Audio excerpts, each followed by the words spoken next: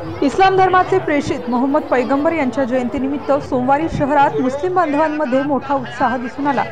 जुलूस ए मोहम्मदीच्या मिरवणुकीला चौक मंडई येथून दुपारी 2 वाजता फतिहा पठणानंतर प्रारंभ करण्यात आला। देशात एकात्मता, शांती आणि मानव कल्याणासाठी यावेळी सामूहिक दुआ पठण करण्यात आले।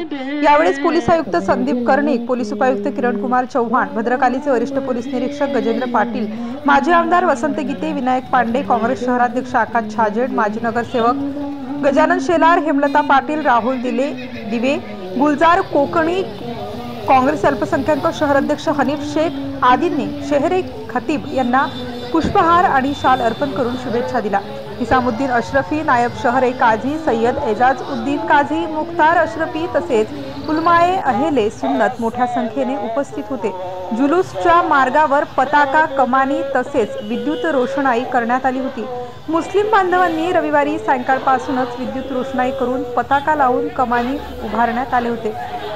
तसेच व्यासपीठ उभारून पवित्र मक्का मदिना येथील ठिकठिकाणी देखावे सादर करण्यात आले होते। परिसरातील मुस्लिम बांधव पायी चालत जुन्या नाशकातील मुख्य जुलूसमध्ये सामील झाल्याने वडाळा चौकापासून पूर्ण वडाळा रस्त्यावर तसेच पुढे भारतनगर, सह्याद्री रुग्णालय परिसर ते वडाळा नाकेपर्यंत येत असताना मोठ्या प्रमाणावर बघ्यांची गर्दी झाली होती।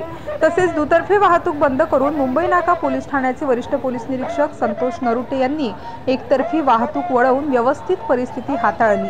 स्टार न्यूज साठी मोहसिन पठाण, नाशिक।